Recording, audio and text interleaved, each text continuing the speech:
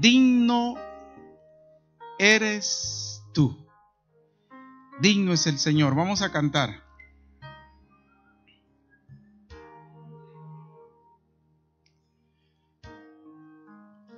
Gracias por tu luz, Dios, es el precio que pagaste por mí, llevando mi pecado allí, sublime amor, tu gracia me salvó. Tu amor, oh Dios, tus manos vibradas por mí. Oh Señor, con tu brazo y tu honor. Digno es el Señor, en tu trono está. De hoy te coronamos, reinas con poder. Altísimo Señor, Jesús, Hijo de Dios, formado desde el cielo en la cruz. Digno es el Señor.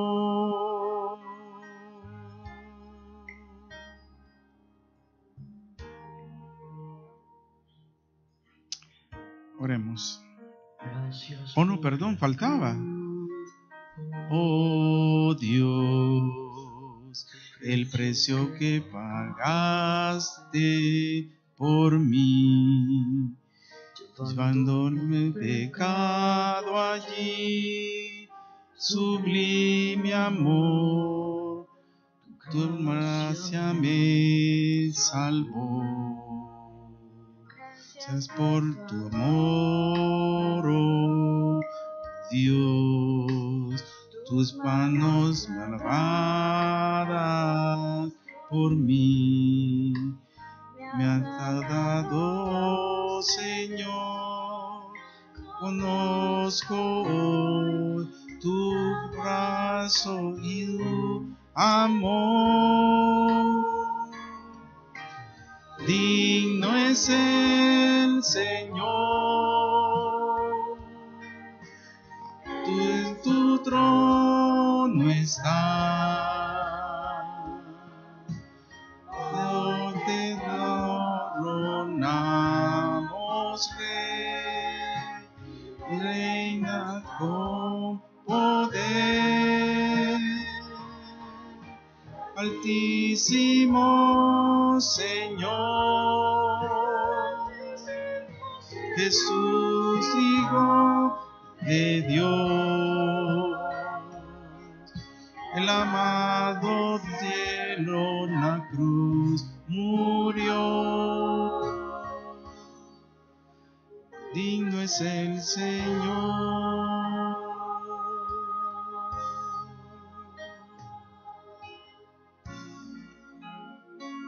Digno es el Señor.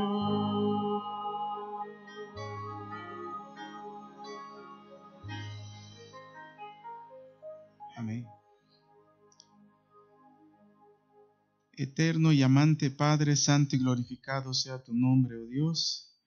Gracias te damos, Señor, por permitirnos llegar a este lugar. Pido una bendición, Señor, para cada uno de los que han venido esta noche. Hicieron la elección de estar contigo en este lugar, Señor. Bendice si hay alguno que viene en camino. Bendice a los que están conectados.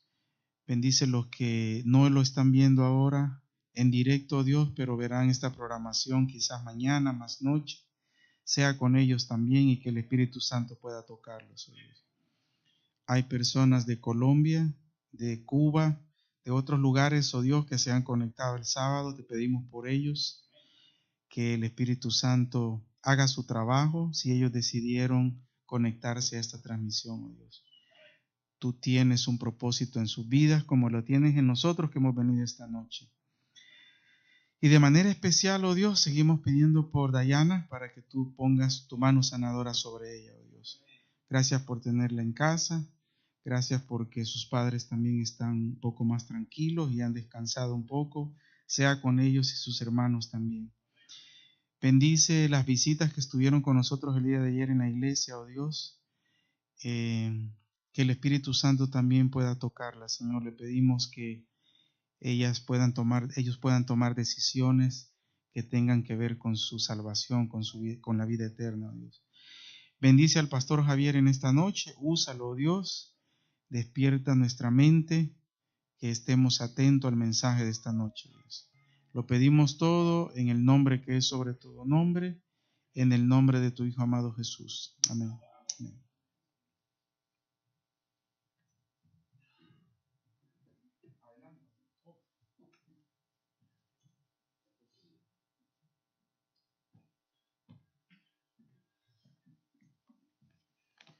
Buenas noches nuevamente.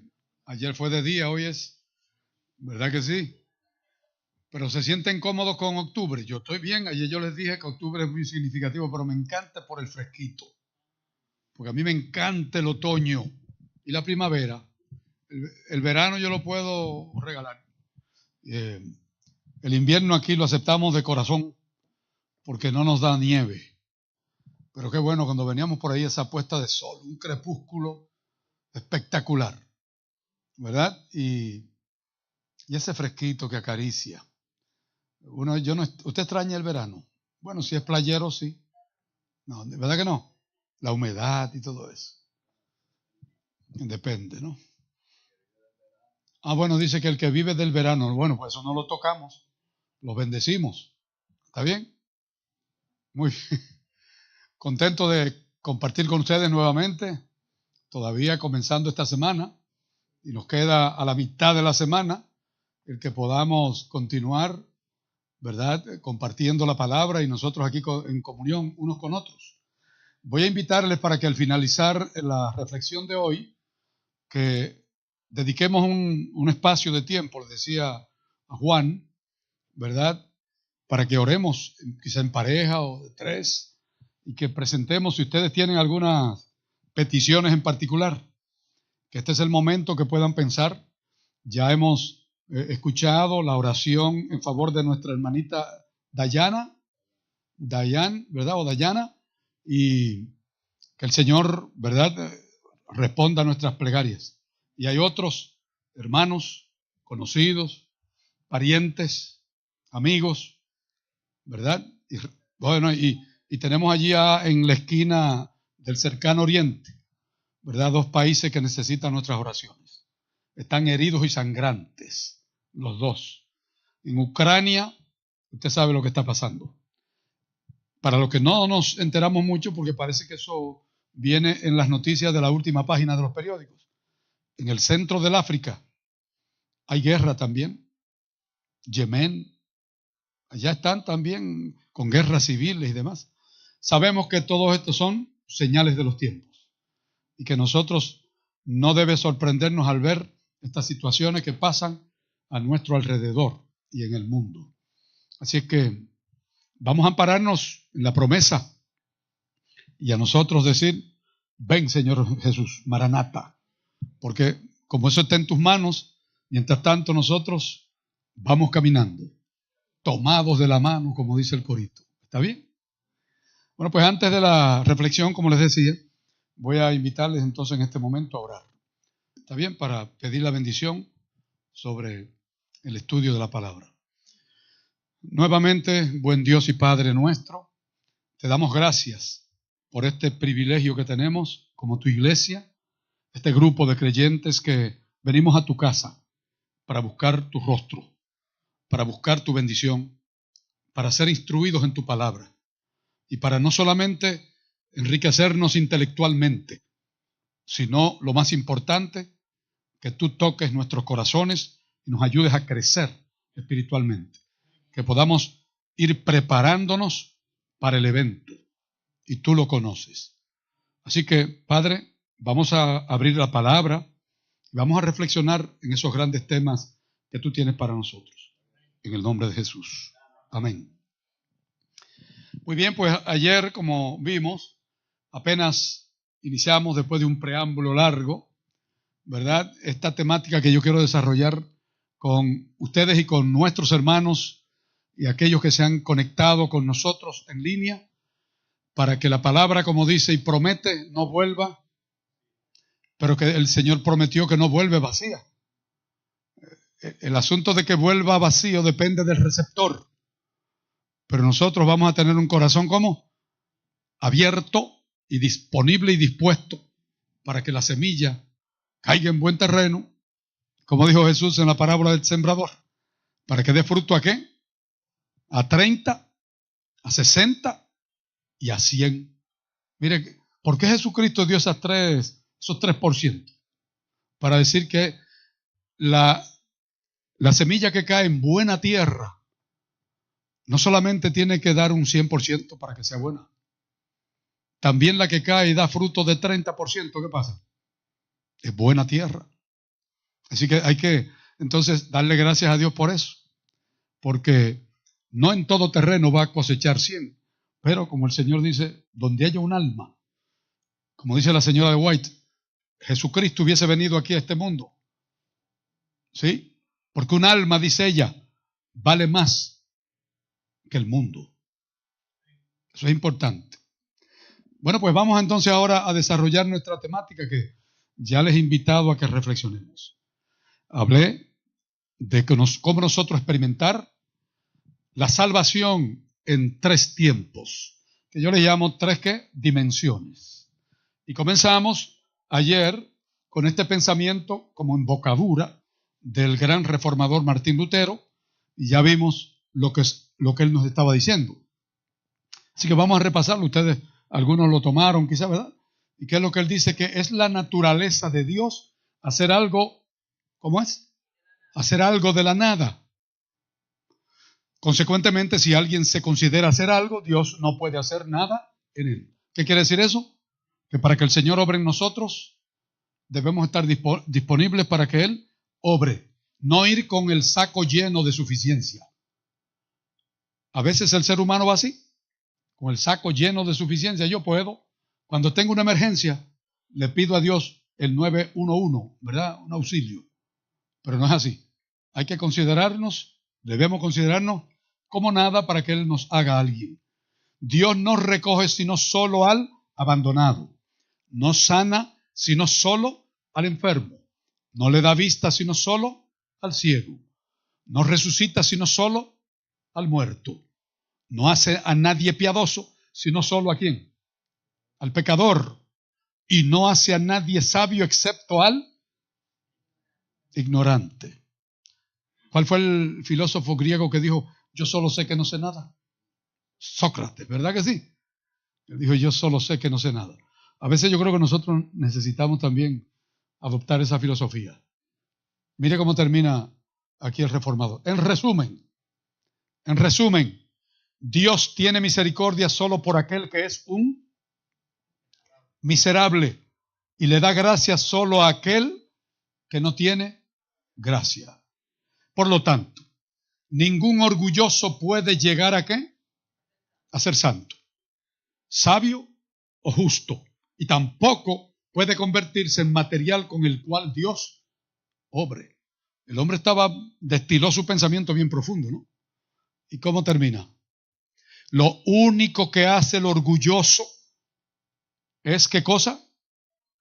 Léanlo ustedes, permanecer en su propio taller, oiga, qué cosa tremenda, fabricando un falso y simulado santo de sí mismo. Y esto es, la verdad que el hombre no lo envolvía, lo ponía bien fuerte, ¿no? Y todo ¿cómo lo termina? Diciendo que el que adopta esa actitud, lo que cae es ¿en qué? En el plano de la hipocresía. ¿verdad? Hipocresía. Bueno, no vamos a seguir elaborando porque ya ustedes sabrán. Vamos a ver ahora cómo Pablo fue un apóstol que tuvo una experiencia de descubrimiento, nacimiento y transformación. Y como él era de la escuela farisaica, recuerdan que era todo un abanderado allá en Israel defendiendo al judaísmo. Y él estaba dispuesto a dar su propia vida por defender el judaísmo. Pero cuando se encontró con Jesús camino a Damasco, Pablo, ¿qué sucedió? Tuvo una metamorfosis. O sea, tuvo una ¿qué? Transformación, pero fue parcial. Mire ese caballero, lo viraron como una media al revés. Y él se dejó ¿qué? Abrir y también, ¿verdad? Virarse. Y entonces él fue un hombre de ahí en adelante muy balanceado. Por eso yo lo admiro. De allá de lo trepado que él se encontraba, bien alto, pensando que tenía todo el conocimiento y el celo por Dios. Mire cómo él ahora lo expresa. Ese pasaje para mí ha sido muy significativo. Filipenses 12 al 15. Iglesia de Filipos. Pablo amaba a Filipo. Esa iglesia la amaba a él. ¿Ustedes recuerdan qué experiencia tuvo él en Filipo? A ver, lo que ustedes tengan. Mire, cuando él andaba haciendo la obra misionera en Asia Menor, ¿verdad que sí? Él andaba con su ayudante llamado Silas.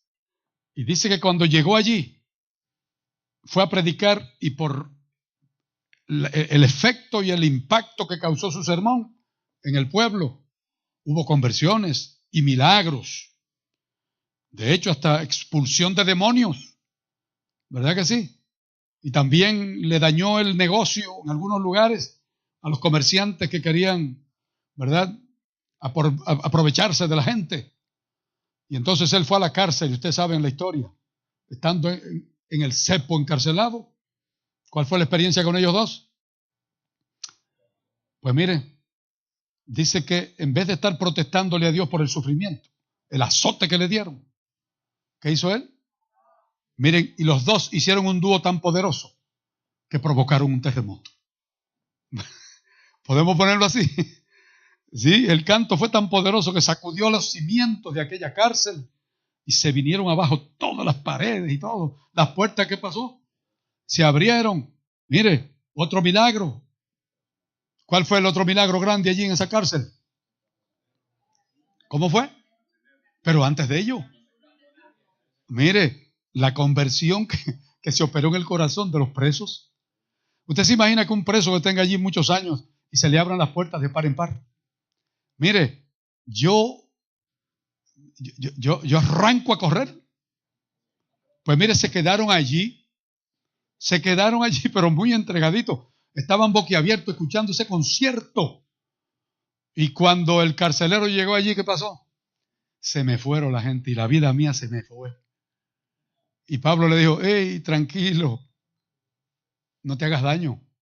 Mire, estamos toditos aquí y estamos haciendo un culto. ¿Quieres unirte?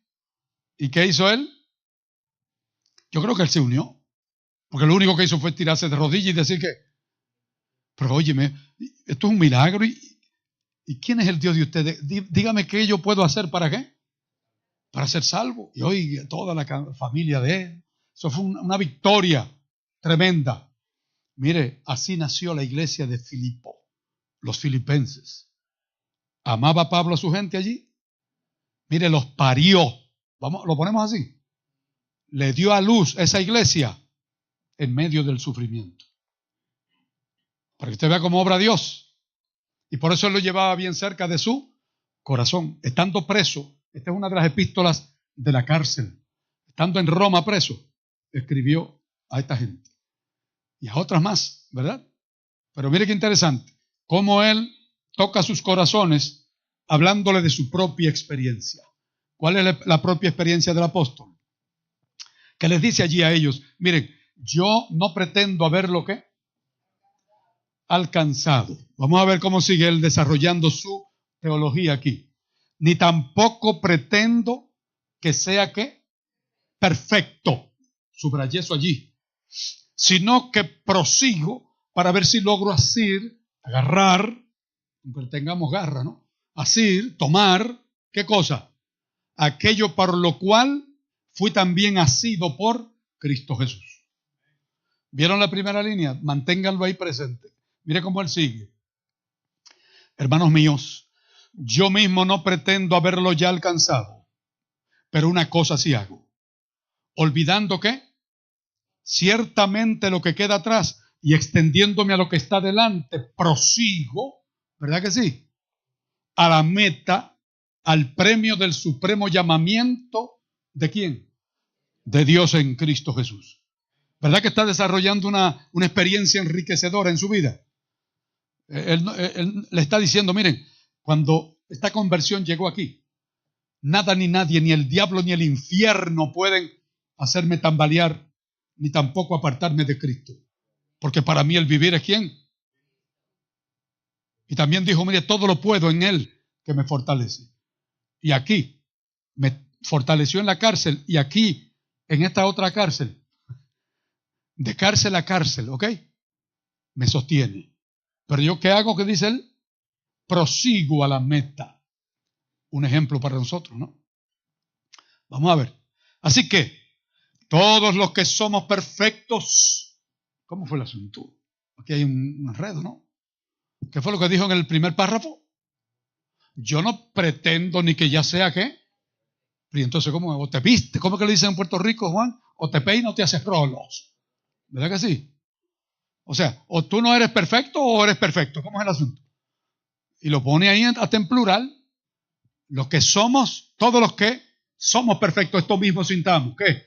Y si otra cosa sentís, esto también os lo revelará ¿quién? Dios. Solo una persona que se siente segura de su salvación puede gozarse en los resultados diarios en su vida. Ese es Pablo el balanceado. Yo quiero ser así. ¿Y ustedes también? Bueno, pues ahí lo tenemos. Exacto.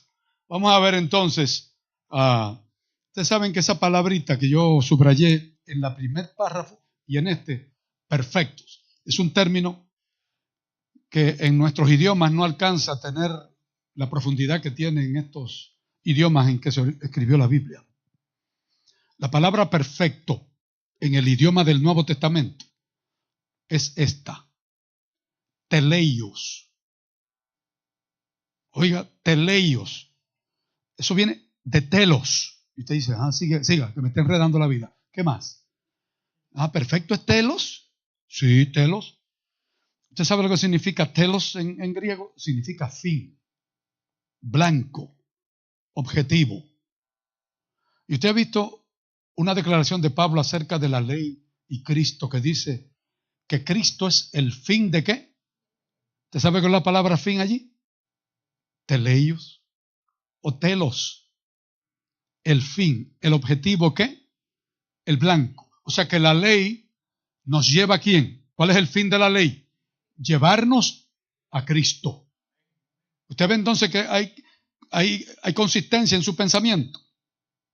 Por lo tanto, teleios, que se desprende de telos, no significa como a veces nosotros pensamos.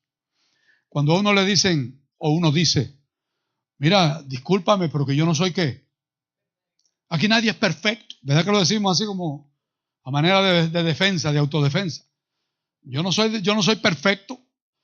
Sin embargo, Pablo dice que sí, que hay un aspecto que usted no es perfecto, pero hay otro aspecto que usted sí es perfecto. ¿Y en qué sentido usted y yo somos perfectos? Al igual que la palabra santo, ¿verdad? ¿En qué sentido somos perfectos? En que cuando usted alcanza un nivel de madurez espiritual, completura, completo, ¿verdad? El que toma en consideración lo que ha vivido, lo que está viviendo, lo que está por vivir. Esa es la mente de un cristiano, ¿cómo? Perfecto, que va en progreso, en madurez, de paso a paso. Por eso es que hay que hacer la diferencia. Los que no somos perfectos, como dice Pablo al principio, yo no soy perfecto, es porque nosotros no hemos alcanzado la plenitud, pero estamos en el proceso. Entonces es lo que está diciendo, ¿no? Porque está la perfección absoluta y la perfección relativa. La suya y la mía, ¿cuál es? Exactamente. El único perfecto absoluto es Dios. En el sentido, porque a veces entendemos que perfecto es sinónimo de impecabilidad. Eso no es así. Usted puede ser un ¿qué? Un santo, perfecto pecador. Y usted dice, ¿cómo es eso? ¿Santo qué? Perfecto pecador. Sí, santo porque fue apartado, ¿verdad? Y perfecto porque ha madurado en su fe. Y pecador porque sigue siendo pecador. Lutero, el hombre que hablamos ahorita, en latín él decía, nosotros somos santus et peccatore. Óigalo ahí. Somos santos y pecadores. ¿Qué quiere decir? Fuimos separados por Dios, ¿verdad? Pero todavía tenemos la naturaleza pecaminosa hasta que llegue la traslación. Y esto mortal se ha vestido ¿de qué? Y esto corruptible de incorrupción. Y esto pecador ya hayamos superado esa etapa.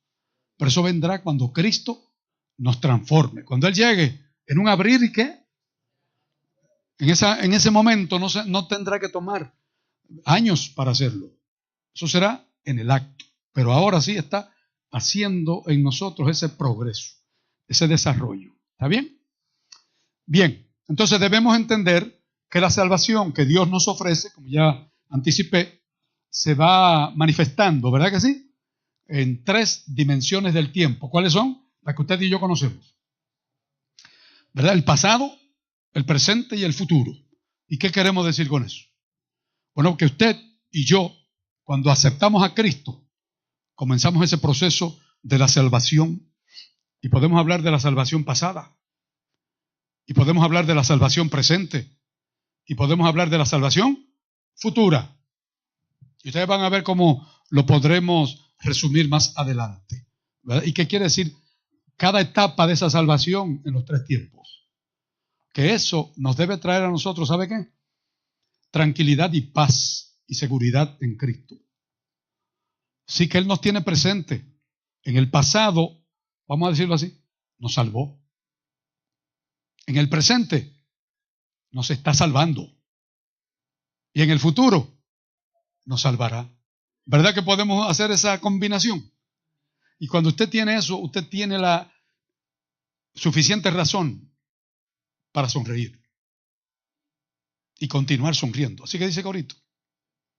Entonces, podemos decir, en Puerto Rico yo veía en los carros, en el parachoque, un letrerito que decía, era de los pentecostales, ¿no? Que decían, soy feliz porque Cristo me salvó. Pero eso tenía su vueltecita. Lo que eso quería decir era que, no, yo creo porque a mí me salvaron y yo no me puedo perder. Porque una vez salvo, bueno, pues ahí como que se le iba la mano al asunto. Pero sí usted puede decir, y yo soy feliz porque Cristo me salvó. Pero vamos a ver de qué nos salvó, cómo nos salvó. Y puedo decir, soy feliz porque Cristo me salva. Presente. Y puedo decir, soy feliz porque me salvará. Y entonces, bueno, pues vamos para allá a ver. En el pasado, la Biblia tiene para cada una de estas etapas una declaración. Para que vean que no estamos inventando aquí nada que no sea fundamentado en la palabra de Dios. ¿Está bien? No sé si alguno de ustedes, bueno, porque yo no tengo otro micrófono, porque entonces no oyen lo que están viendo, ¿verdad? Pero yo lo voy a leer.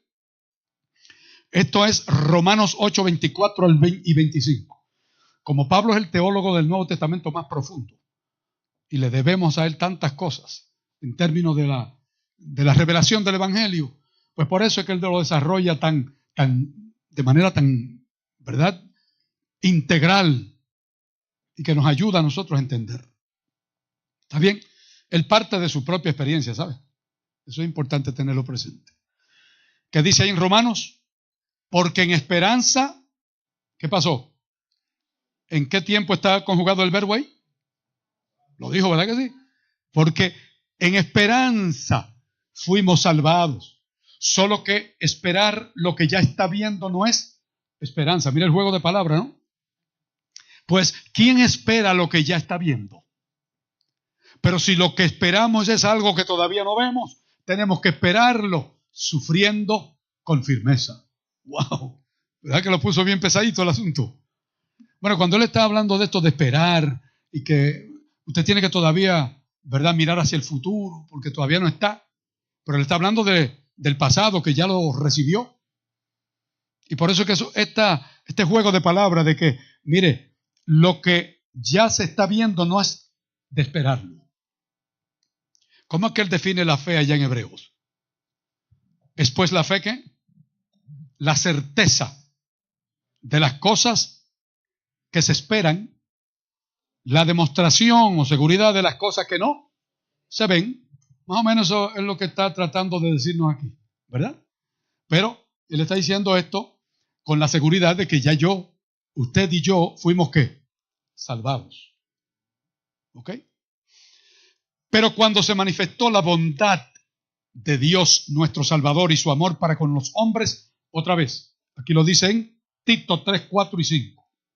¿Qué pasó entonces? Nos salvó, no por obras de justicia que nosotros hubiéramos hecho, sino por su misericordia, por el lavamiento de la regeneración y por la renovación en el Espíritu Santo. ¿Verdad que va remachando que sí? Que en el pasado, usted y yo, usted podrá ahorita identificar cuándo fue que operó Cristo esa salvación en usted y en mí. Y que usted puede ahora mirar para el pasado y decir, allá en aquel momento Cristo me salvó. Yo no lo entendía. Cuando tenía 15 añitos. ¿Eso es adolescente o primera juventud? Es una adolescente, ¿no? Bueno, pues, hace 60 años. Y entonces yo, ahora cuando miro hacia atrás, digo, pues mira que sí, que me salvó. ¿Y de qué será que me salvó? ¿Ok? Otra vez en 2 de Timoteo 1:9, quien nos salvó y llamó con ¿qué? Sí, con llamamiento santo.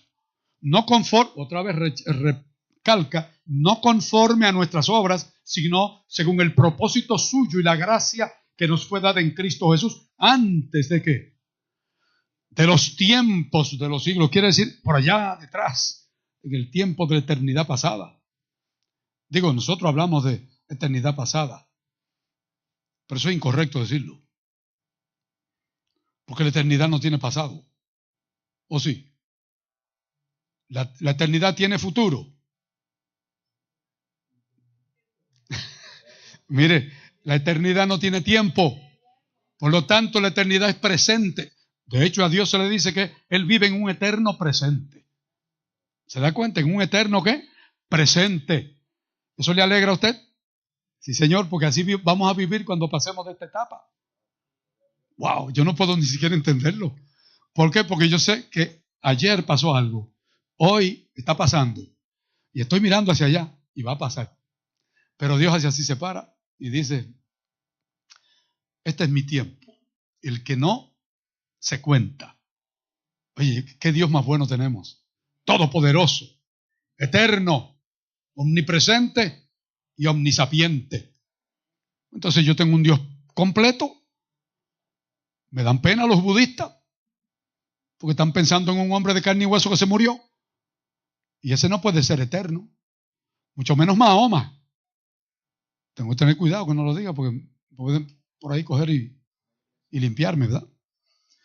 Bueno, pues vamos ahora a la salvación presente. Vamos a ver cómo es que la salvación se opera en el presente. Esta es la que me interesa. Como yo les decía ayer, dependiendo de cómo nosotros estamos viviendo esta salvación presente, tendremos entonces nosotros la actitud y la capacidad, la aptitud para vivir en compás de espera con una esperanza. ¿Y cuál es esa esperanza? La bienaventurada, que Cristo vendrá.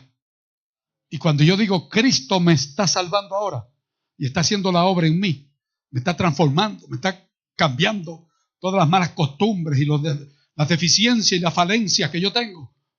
Pues mire, yo camino, como dice el corito, tomado de la mano, con él yo voy, tomado de la mano, con Él yo voy. Entonces, ¿tengo que tener temor e inseguridad por lo que está pasando? ¿Por lo que va a pasar? Pues no. Y usted dice, Javier Díaz, fantasioso, ¿verdad? ¿Por qué? Porque qué bonito es decirlo, ¿verdad? Allí nada más teóricamente. Pues no, eso es una realidad, porque Dios no miente.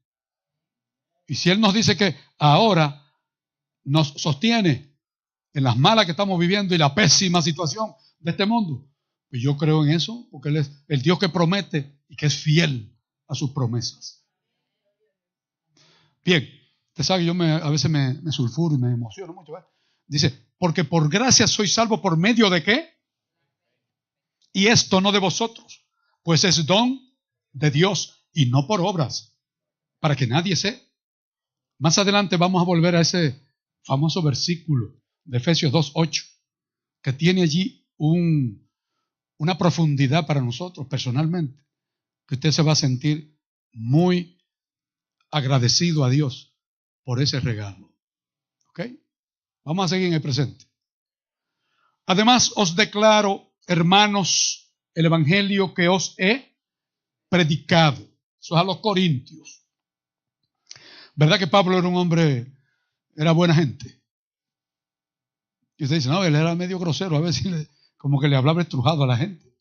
Pero no, él decía la verdad, pero como Cristo, como su modelo, pero con amor.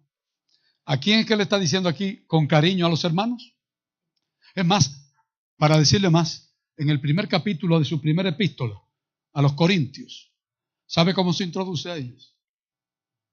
A los santos de Corinto. ¿Cómo los llamó? ¿Usted ha estudiado en la escuela sabática alguna lección solamente sobre la primera y segunda carta a los corintios? ¿Cómo eran los corintios?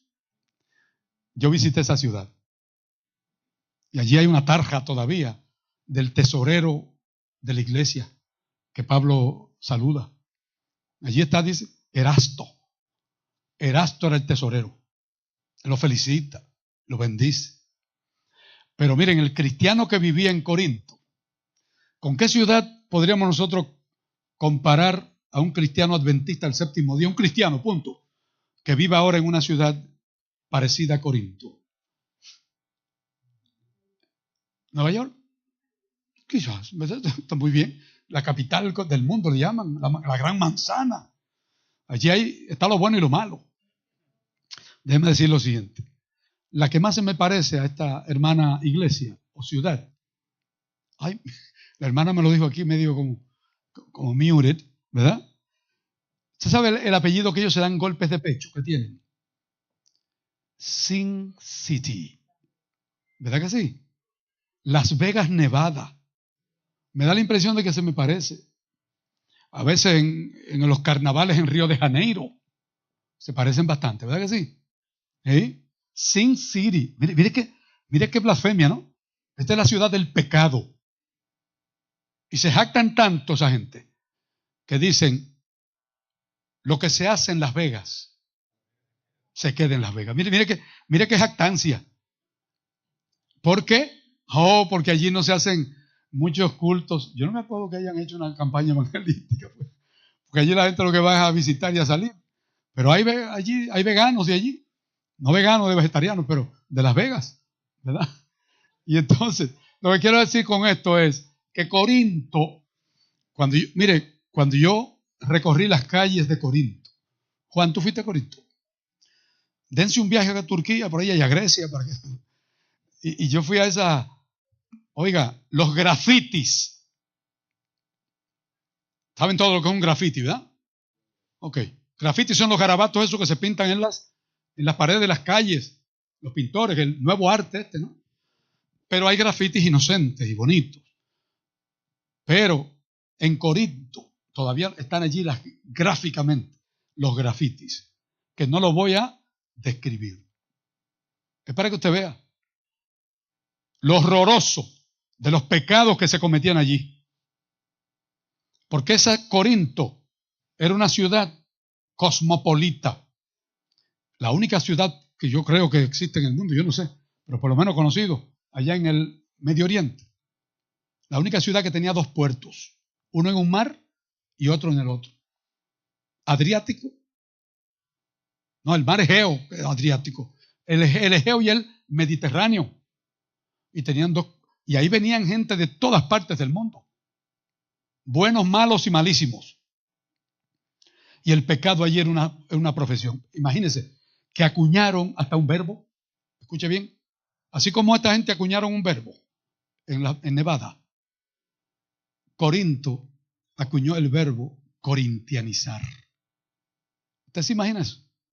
¿Corintianiqué? ¿Qué quiere decir? Cuando alguien andaba depravado, practicando cosas horrendas, dicen, pues tú te pareces un corinto, tú estás corintianizando. Bueno, pues a estos hermanos los llamaba él santos. Y aún en la iglesia, que no era muy fácil. Te han leído, recuerda, cuando él le dice, hermanos, yo tengo algo hermanos santos corintos, apartados, ¿no? Yo tengo una preocupación porque se mencionan pecados en ustedes que ni entre los gentiles. En esa congregación. De tal manera que hasta hay incesto entre ustedes. ¿Usted se imagina eso? Sin embargo, mire, ¿cómo él lo habla aquí? ¿En qué tiempo esa salvación? Los corintios, entonces los santos de Corintio, podían decir que eran salvos en el presente. Ahí lo tiene. ¿Ok? Además os declaro, hermanos, el evangelio que es predicado, el cual también recibisteis, en el cual también perseveráis, perseverando, por el cual asimismo, ¿qué? Si retenéis la palabra que os he predicado, sois salvos, si no, entonces creísteis en vano. Así que ahí está. Hay un presente de la salvación para usted y para mí. Si perseveramos, ¿qué dice ahí? Si perseveramos, ¿en qué? En el evangelio. Y yo quiero pensar que aquí en Sorrento, y los que nos están viendo en sus hogares, en el lugar donde se encuentre, que usted y yo estemos, ¿qué? Perseverando. ¿Está bien? Bueno, suficiente entonces. Esto es un resumen. Vamos para el futuro ahora. Podemos decir entonces, podemos decir, doy gracias a Dios, ¿por qué? Me salvó. Doy gracias a Dios, ¿por qué? Me salva. Y ahora podremos decir, ¿cómo? Doy gracias a Dios porque me salvará. Mire cómo lo dice ahí. Romanos 5:10. Romanos, si yo me bajo no me ven porque no necesitan verme, ¿verdad, Juan? Sí, pero y escucha, ¿le gustan más las palabras o el personaje? El personaje. Es para compartir con ustedes aquí abajo. ¿Está bien? Pues léeme aquí para que por favor la gente oiga la voz tuya melodiosa. A ver. Porque siendo enemigos, fuiste reconciliados con Dios por la muerte de su Hijo. Mucho más estando reconciliados, seremos salvos por su vida. ¿Verdad que está bastante contundente esa declaración? Porque si siendo enemigos, cuando nosotros éramos pecadores, si siendo ¿qué? Enemigos, fuimos reconciliados con Dios por la muerte de su Hijo. A eso le llamamos el incomprensible amor de ¿quién? De Dios. Que siendo nosotros enemigos de Él, apartados, Él nos reconcilió con Él a través de un sustituto. ¿Y ese sustituto es quién? Cristo Jesús. Y Él dice que al ser reconciliados en el futuro, ¿qué pasa? Seremos salvos por su vida. Entonces, mire, ya tenemos el saco lleno de gratitud a Dios, porque nos salvó, nos salva y nos salvará. He aquí, que si confesares, eso es. No, eso no es, yo lo cambié. ¿Dónde fue el Corinto? Ahí. Ese fue, ¿verdad? Vamos a ver aquí. Futuro todavía. Porque si siendo enemigos, no, ya lo leí. Que si confesares con tu boca que Jesús es el Señor y creyeres en tu corazón que Dios le levantó de los muertos, ¿qué va a pasar? Serás salvo, porque con el corazón se cree para justicia, pero con la boca ¿qué? Se confiesa para salvación. Se da cuenta que la salvación no es solamente algo estático, sino dinámico. ¿En qué sentido es dinámico? Que no solamente es suficiente decir, yo confieso, ¿verdad? Y yo creo en la justicia de Cristo. Pero tiene que confesarlo también ¿con qué? No solamente con su palabra, sino con nuestra vida. Y usted dice, Pastor Díaz nos trajo una piedra muy difícil de cargar. No, pero que la suficiencia, como decía Pablo, no está en nosotros. Ninguno de nosotros es suficiente, porque nuestra suficiencia está ¿en quién? En Cristo. Eso es lo importante. ¿Ok? Entonces vamos a ver si lo resumimos así de esta manera. Miren la gráfica aquí. Y ahora sí podemos resumir el concepto de la salvación tridimensional como concepto de cómo nos podemos gozar. Mírenlo aquí. Pasado, fui salvo. Presente, soy salvo. Futuro, lo seré. Ahora en el pasado, ¿de qué yo fui salvo? ¿Se dio cuenta? En el pasado, cuando usted se entregó a Cristo, que vino todo lleno de pecados, confesos o inconfesos, y el Señor nos dijo ¿cómo? Yo te voy a quitar tu culpa y te voy a limpiar tu pecado. Limpia tu culpa, ¿verdad? Quitada tu culpa y limpio tu pecado. ¿Cómo se siente el pecador cuando la culpa es removida? ¿No se siente en paz? ¿Cómo se sentía Lutero mientras estaba en el monasterio allí en Alemania? ¿Cómo se sentía? Culpable todo el tiempo, y era un monje súper consagrado que se sacrificaba por hacer lo mejor, y él decía, pero no siento paz, hasta que descubrí lo que me dejó Pablo escrito aquí en Romanos, en los Gálatas, y entonces fue cuando Lutero dijo, vi la luz del cielo me brilló y las puertas del paraíso se me abrieron. Eso lo dijo. Así que eso es lo que estamos diciendo, ¿no? Entonces, a él se le removió la culpa. También en el presente, cuando somos salvos en el presente, ¿de qué nos salva el Señor? Dice ahí del poder de quién? Del pecado. Y usted me dice, pero como que eso es bastante exigente y atrevido. ¿Cómo es eso de que el Señor me salva del poder del pecado si todavía yo cometo errores? Oiga, ¿cometo qué? ¿Pecado también? ¿Nos equivocamos? Entonces, ¿cómo es que Él me salva del poder del pecado? Eso lo vamos a ver. Mire, el pecado antes de conocer a Cristo era nuestro amo. ¿Verdad que sí?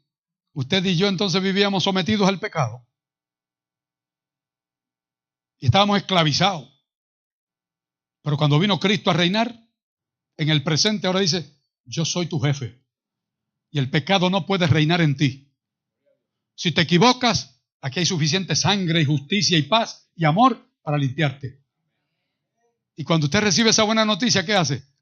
Usted dice, mira, pecado, tú a mí no me vas a dominar ni esclavizar. Sí, 7 veces cae el justo, pero 7 veces ¿qué? Se levanta. Eso es lo que quiere decir ahí. El poder no te ¿cómo se llama? Maniatado. El poder del pecado no te va allí a amarrar como un esclavo. Por eso es que podemos decir, el Señor, en la justicia de Cristo, ¿qué hace? Me salva del poder del pecado. Usted verá cómo Juan lo explica más luego. Entonces, en el futuro, ¿de qué me va a librar? ¿De qué consecuencias? Sí, del pecado. Las consecuencias del pecado, que son muchas. Porque en esa tierra nueva, en ese mundo nuevo, allí no habrá dolor de muelas. Allí no habrá dolor de cabeza. ¿Ya no habrá qué? Fiebre, ni virus, ni enfermedad, ni muerte. Así que las consecuencias del pecado quedarán eliminadas. Y por eso usted dice que venga pronto esa salvación futura. Cuando ya no habrá dolor ni clamor, dice Apocalipsis. Porque las primeras cosas ¿qué? Pasaron. ¿Está bien? Vamos a ver, en el pasado, cuando fui salvo, ¿qué Cristo hizo con nosotros? Muy bien. Mire, la justicia de Cristo, cuando en el pasado usted se entregó a Cristo y yo, ¿qué sucedió? Cristo nos dio ese regalo y nos dijo, hoy yo te imputo mi justicia. E imputar la justicia significa, ¿sabe qué? Acreditártela. Porque tú no eres justo, porque justo no hay Entonces yo te voy a dar la mía, que es perfecta. Dígame si eso no es un negociazo. ¿Ah? Entonces nos dice, ¿cómo? Yo te imputo mi justicia. ¿Ya tú ves? Te la acredito. Yo no veo que ustedes se están sonriendo mucho. Bueno, pero está bien. Mire, justicia ¿cómo? Imputada. En el pasado se me imputó. Ah, pero no se queda ahí. En la salvación presente, ¿qué es lo que recibimos entonces? Mire, la justicia impartida, que es la que Él comparte con nosotros. Mire qué bien. Ah, tú eres imperfecto, resbaloso, falible. Pues mira, yo voy a darte el poder para vencer. Entonces eso es lo que llama impartir, que Él la comparte con usted y conmigo. Y Pablo decía, como esto no es nada, una obra mía, porque para mí el vivir es Cristo, y yo todos los días yo tengo que morir. Cada día muero para cada día que vivir y resucitar. Ese es el proceso. Entonces, por eso es que Él me imparte su justicia. Y entonces allá en el futuro, ¿qué va a pasar? Que la justicia será consumada, completada, perfecta. Y usted estará entonces donde estuvo Adán antes de pecar. ¿Le damos gracias a Dios por eso? Por eso es que ese futuro es tan glorioso para nosotros. Y a veces nos desesperamos porque venga. Entonces, mire cómo lo llamamos, y hemos acuñado estas expresiones, ¿no? Para hablar de la salvación pasada, ¿cómo lo llamamos? Justificación. ¿Por qué? Porque el Señor me justificó en el pasado y nadie me lo quita. Y entonces, en el presente, como Él me salva, ¿cómo lo hace? A través del proceso de la... Dígame si no es bueno ese negocio. Ah, me santifica cada día. Mire, si usted crece 1% cada día, dele gloria a Dios. Si usted no lo va a completar aquí todavía. Pero mire, cuando usted logra la victoria en un día en particular, en su vida, usted le agradece, Señor, gracias porque has obrado en mí, tanto el querer como el hacer, por tu buena que. Eso es lo que está diciendo aquí. Y luego entonces llegamos a la palabra que estamos esperando, ¿verdad? Con ansias. Y es cuando el Señor nos glorifique. Porque Él está en la gloria. Él es la gloria. ¿Y usted se imagina usted cuando esté con la gloria de Cristo posándose en su corazón? Solamente puede tener una idea para que sepa lo que va a suceder. Cuando Moisés bajaba del monte, ya saben, ¿verdad? Cuando Moisés bajaba del monte, después de haber estado ¿cuántos días en el monte? No, señor, 80 días. Hoy no lo han leído en Éxodo. Mira, él se fue 40 días primero, trajo las tablas y allá había un desastre. Él se enfogonó y cogió las tablas y ¿qué hizo? Las volvió añicos. Y el Señor le dijo, se te fue la tabla. Así que mira, recoge y vuélvete allá. ¿Y usted sabe lo que dice el Éxodo? Que regresó y el Señor, ¿verdad? Él talló las tablas, Moisés, porque esa es su tarea, porque las sude, porque las rompiste. Entonces allá el Señor volvió a escribir los días. Le dijo, sube 40 días más. ¿Lo habían visto ahí en Éxodo? Por eso fue que me contestaron todos que eran 40. Yo descubrí que son 80. Y mire qué lindo. Oye, ayunó los 80 días porque él no comió allá. ¿Y para qué necesitaba comer? Y cuando bajó, ¿cómo bajó? Dígame cómo bajó. Mire, él mismo ni se daba cuenta. Su rostro refulgía. ¿Cómo usted se lo imagina, no? A mí me hubiese gustado estar allí. Y entonces esa gente se ha enceguecido. Y Moisés, ¿qué pasa, hermano? ¿Qué es lo ¿Acaso yo vine más feo de allá? No. Mira, es que el resplandor de tu rostro no lo podemos soportar. Ponte un velo allí. Oye, y se tuvo que poner un velo. Eso es un anticipo. Mire, eso es una muestra como pequeñita, porque después se le fue, ¿sabe? Y usted sabe cuando una muestra que se le fue, cuando se enfogonó allá, ¿verdad? Y con ellos, ¿verdad? Y entonces allá se puso difícil y el Señor le dijo, otra vez se te fue, pero tú eres mi hijo. Y te voy a llevar. Mira, por eso que se te ha ido ¿verdad? El temperamento se voló. Pues mira, el asunto que yo voy a hacer contigo es que no. Yo sé que tú tienes muchas ganas de llegar a Canaán. Y me has traído el pueblo hasta aquí. No podrás entrar. Ay, pero por favor, no hablemos de eso. No vas a entrar. Y así. Y el Señor le dijo, prepárate porque te vas a morir. Vamos a con un sustituto. ¿Pero qué hizo el Señor con él? Óigame, le dio un regalazo. Yo subí al monte Nebo, allí no se sabe dónde está esa tumba. Y yo creo que el Señor lo hizo bien, para que no fueran a qué, a hacer un santuario allí de Moisés que era tan respetado. Y no duró mucho tiempo. En algún momento, dice el libro de Judas, que hubo una disputa. ¿Una disputa por quién? Por el cuerpo de Moisés, entre Miguel y el adversario. ¿Y quién prevaleció? Miguel. Y gracias a Dios que ganó el cielo y se llevó a Moisés. Y ahora tenemos allí a dos representantes nuestros, ¿verdad? Uno que no vio la muerte y se lo llevaron, aunque uno anterior a ellos. Y ese es el hombre más viejo de la humanidad. No fue Matusalén, porque este no murió. Matusalén se murió. Pero Enoc, su vida fue tan cercana como describe Pablo aquí con Dios, que la tierra no podía aguantarlo más. Y caminó con Dios 300 años y dice el Señor, me lo llevo. Este es mío. ¿Verdad que sí? Y entonces Elías fue el otro gigante y ya usted sabe.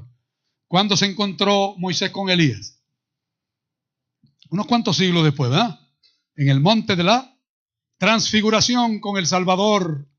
¡Wow! Y aquel que lloró porque no pudo entrar en la Canaán, estaba en el corazón de Canaán, con su Salvador. ¿Verdad que vamos a pasar un buen rato con Moisés, conversando con él? Para decirle, Moisés, explícame, ¿cómo fue eso? Esa experiencia que tú tuviste. Después que el Señor te resucitó. Y cuando fuiste al monte de la transfiguración, cuéntamelo. Por eso es que se necesita una eternidad, porque todos esos salvados de todos los siglos van a tener que contarnos a nosotros mucho. Y nosotros vamos a contar a ellos también. ¿O no? Muy bien, pues entonces hacia allá vamos. ¿Está bien? Así que yo quería dejar hasta aquí esto, porque en la próxima, nosotros vamos el miércoles. ¿Ustedes se dan cuenta cuando un predicador que habla mucho? Pero no es que habla mucho, sino que la Biblia hay que exprimirla. Por eso fue que yo le di gracias a Juan que me invitara para 5 días. Porque esto no se destila en 45 minutos. 8:30. Nos vamos. Pero miren, en la próxima vamos a hablar acerca de la mejor ¿qué? ¿Cuántos aquí son comerciantes o negociantes? ¿Verdad que usted hace buenas transacciones? Yo no tengo ni una jota de Javier, pero no de comerciante. Mi mamá fue una comerciante que levantó 6 hijos porque enviudó temprano. Fue a 3er grado de la escuela elemental. Y mi hermana mayor decía, si hubiese estudiado sería secretaria de finanzas del país. Y nos levantó porque era una negociante de primera. La mejor transacción la tenemos nosotros. Y no tenemos que bregar con Wall Street ni con dinero, sino que vamos a lidiar con la mejor transacción, que es la espiritual, la que Cristo nos tiene ahí reservado. ¿Nos vemos el miércoles?